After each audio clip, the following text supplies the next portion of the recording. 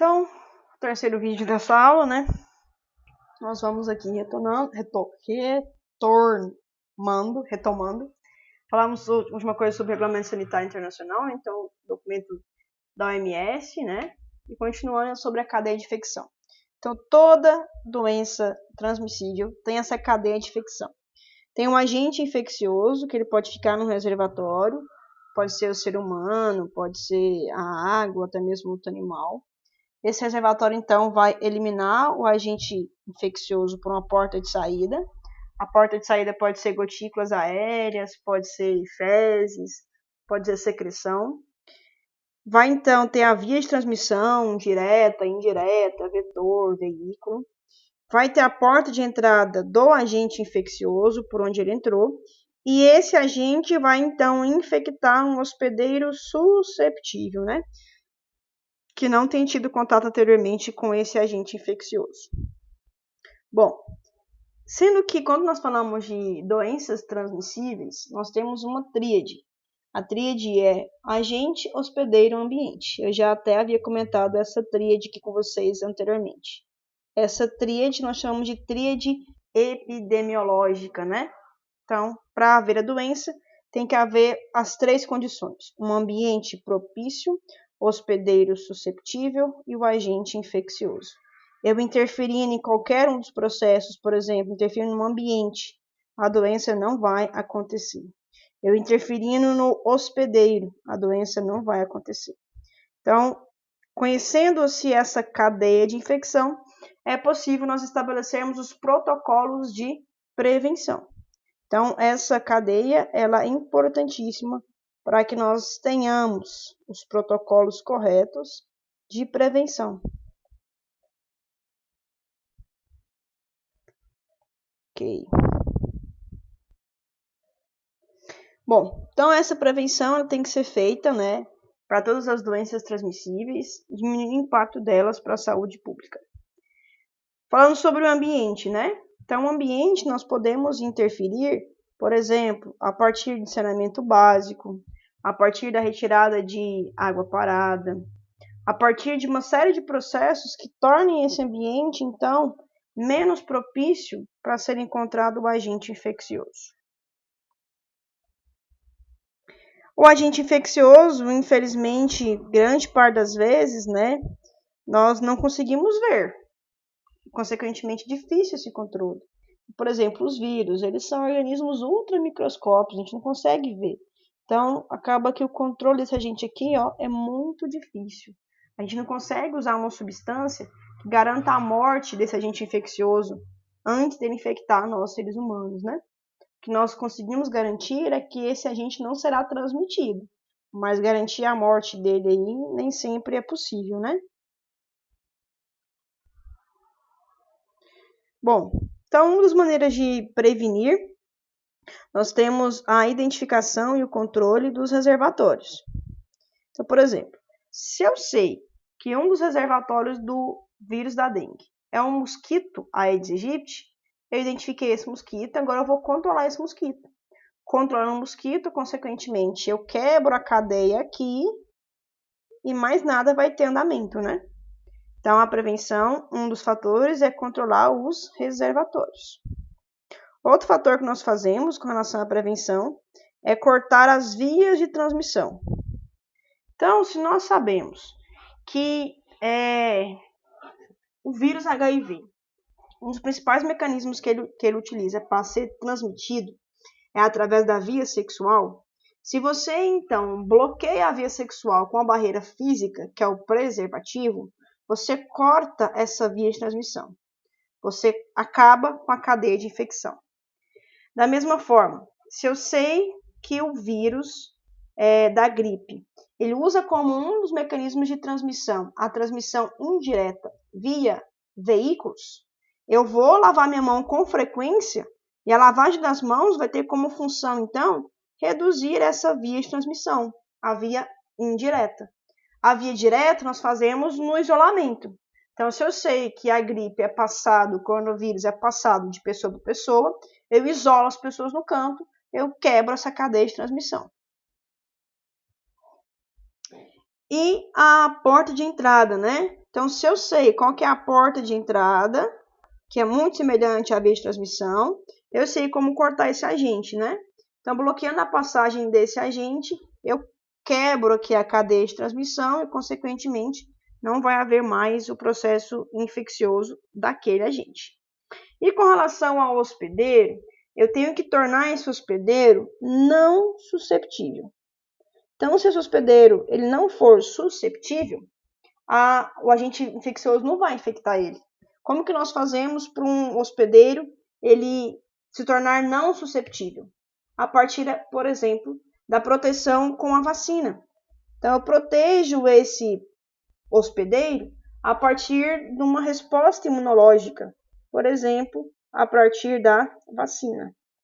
Então, a vacina ele vai fazer com que esse hospedeiro que era susceptível, ele não vai mais tornar-se um hospedeiro susceptível.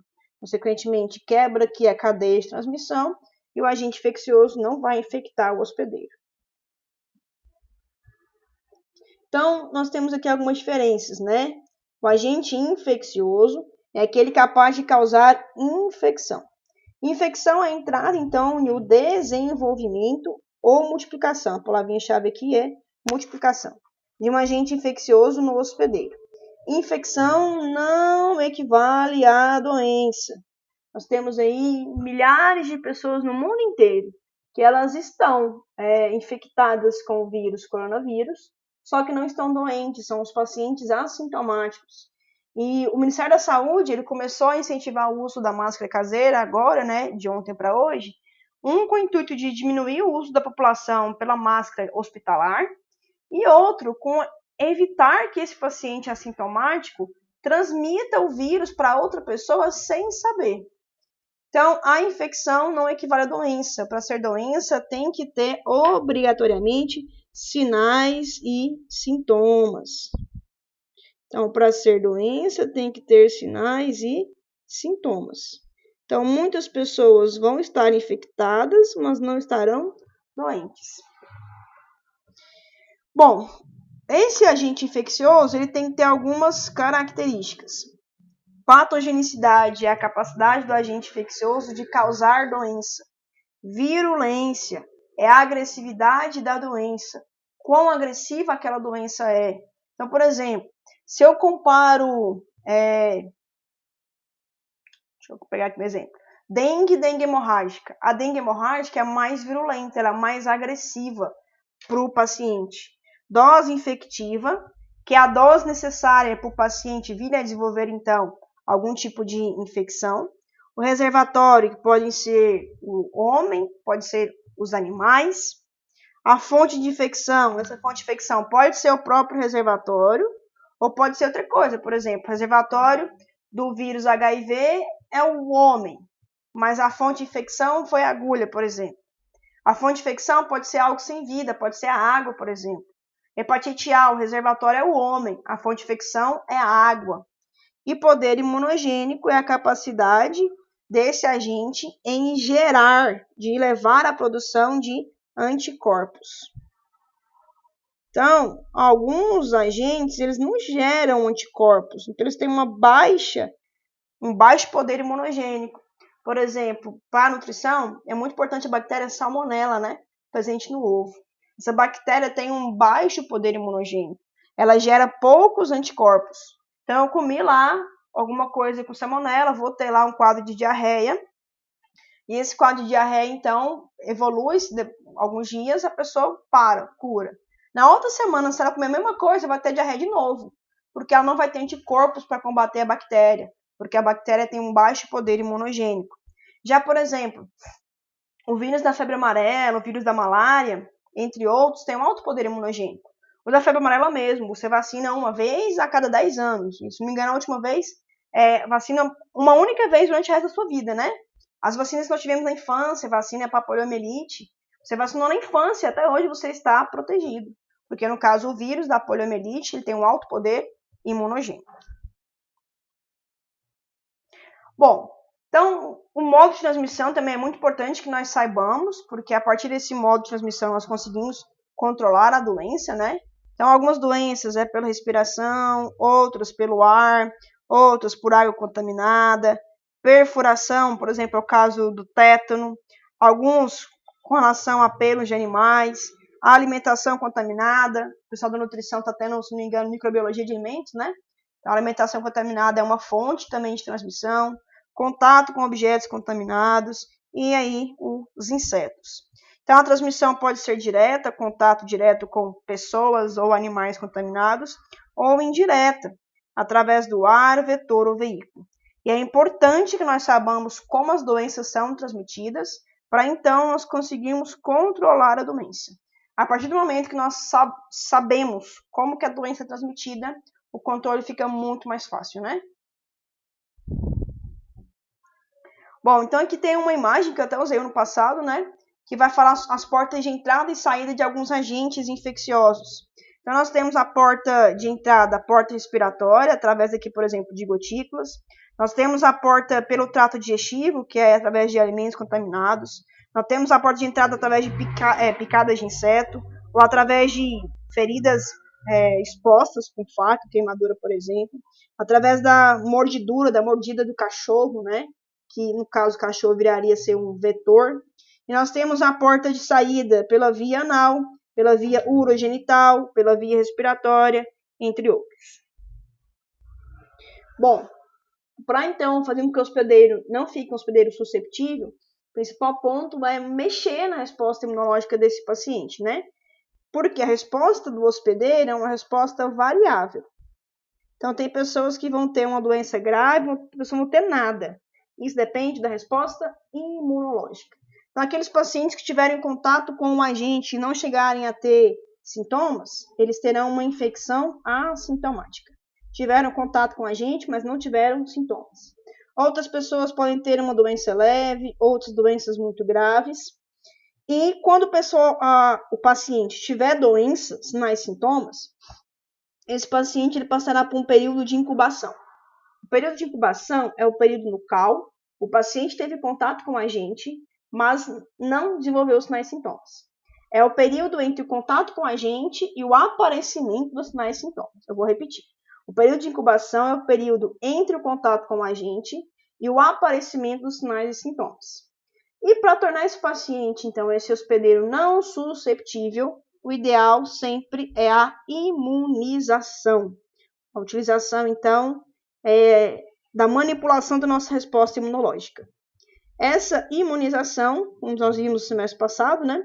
Ela pode ser uma resposta imunológica ativa ou passiva. E aqui para nós o que mais interessa é essa aqui, ó, a vacina. Então, nós vamos utilizar uma resposta imunológica ativa artificial, que é a vacina, que é o antígeno ou atenuado, que vai durar durante algum tempo, para gerar anticorpos. Então, a vacina, ela gera anticorpos dentro da gente. E esse anticorpo, então, consegue combater o agente viral. Já o soro, ele é o anticorpo manipulado. O soro não gera a resposta de produzir anticorpo. Você pega o anticorpo pronto já. Então, ele não é uma resposta de curta duração. Então, para manipular o hospedeiro, para ele não ser mais suscetível, o importante é a vacina. Aí nós temos vários tipos de vacina, não vou ficar aqui detalhando, tá? Então, nós temos agentes vivos modificados, organismos mortos, toxinas inativas, polissacarídeo bacteriano. E aqui nessa imagem, né, está detalhado, né? Então, por exemplo, organismo atenuado, vivo, só que não patogênico. Exemplo, febre amarela, pólio, rubéola, etc, etc, etc. Então, tudo isso aí, no caso, esse assunto aqui é mais relevante para o curso de farmácia, que é aquele que de fato vai produzir a vacina, né? E nós estamos aí na luta para a produção da vacina para o coronavírus. Aí aqui eu coloquei alguns exemplos, né? Por exemplo, a prevenção do HIV. A prevenção do HIV nós fazemos a partir do conhecimento da via de transmissão, que é a via sexual, por exemplo, a principal. Então, quando eu sei essa via de transmissão, eu sei como que o vírus HIV entra no organismo, eu quebrando essa via, quebrando essa porta, manipulando isso aqui, nós prevenimos o vírus HIV. Nós prevenimos o paciente de ter contato com o vírus.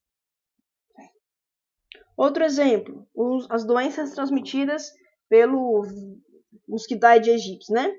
Então, de maneira generalizada, essas três doenças nós vamos prevenir a doença identificando e controlando o reservatório, o vetor.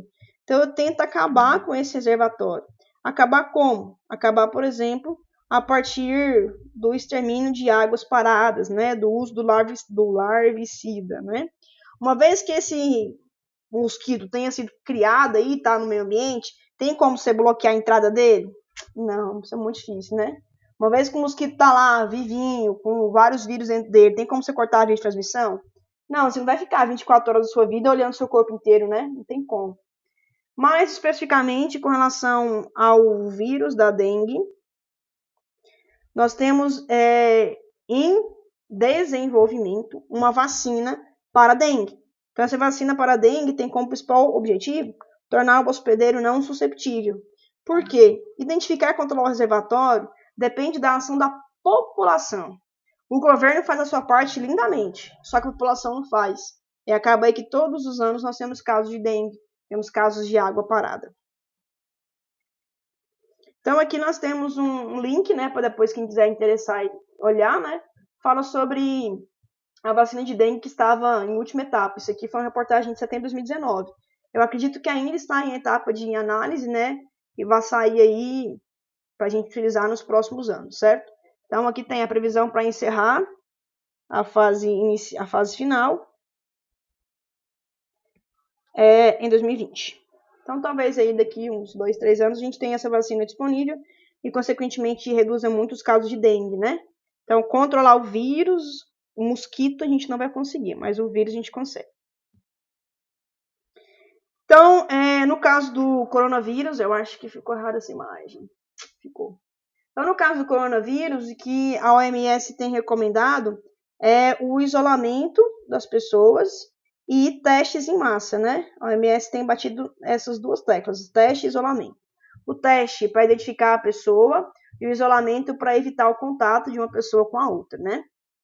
Eu vou parar aqui porque eu acho que eu fiz uma... Então, aqui, sobre o coronavírus, né? Então, com relação ao coronavírus, qual que é a nossa, hoje, né, o plano da OMS para prevenir o coronavírus, né? Um dos mecanismos é identificar os reservatórios, os seres humanos que estão infectados, mas que são assintomáticos. Por isso que a OMS tem batido na tecla de fazer testes em massa. Só que esses testes aí, para o Brasil, é praticamente inviável. A gente não tem recursos financeiros, de equipamento mesmo, sabe? Para fazer igual lá no Conair faz 100 mil testes por dia. Isso ainda não tem como.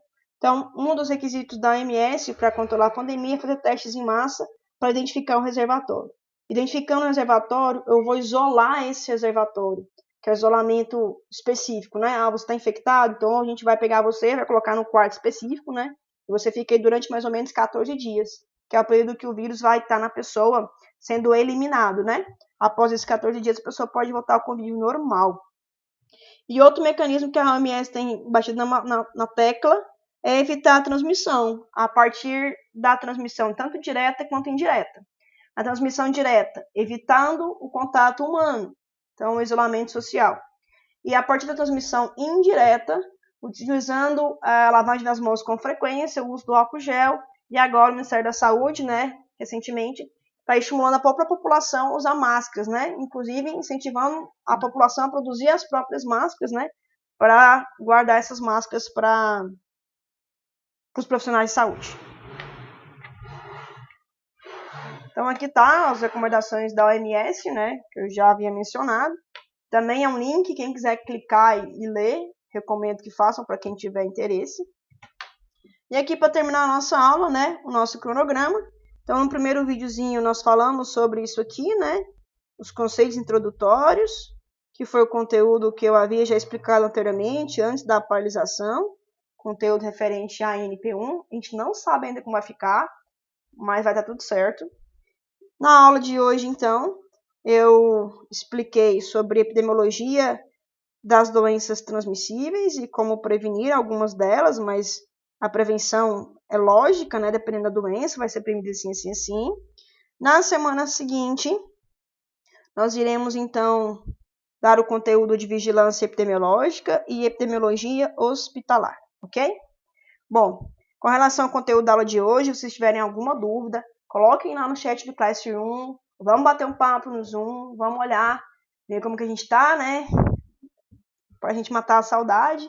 E tá aí o meu comentário final, né? Vamos ter fé, porque hora dessa é o que vale, tá? Olha, eu tô com muita saudade de vocês, realmente eu preciso estar na sala de aula, a saudade é muito grande com todos os meus alunos, tá? Ainda mais vocês que eu tô há mais tempo, mas vamos ficar firme, ficar forte que vai passar, ok?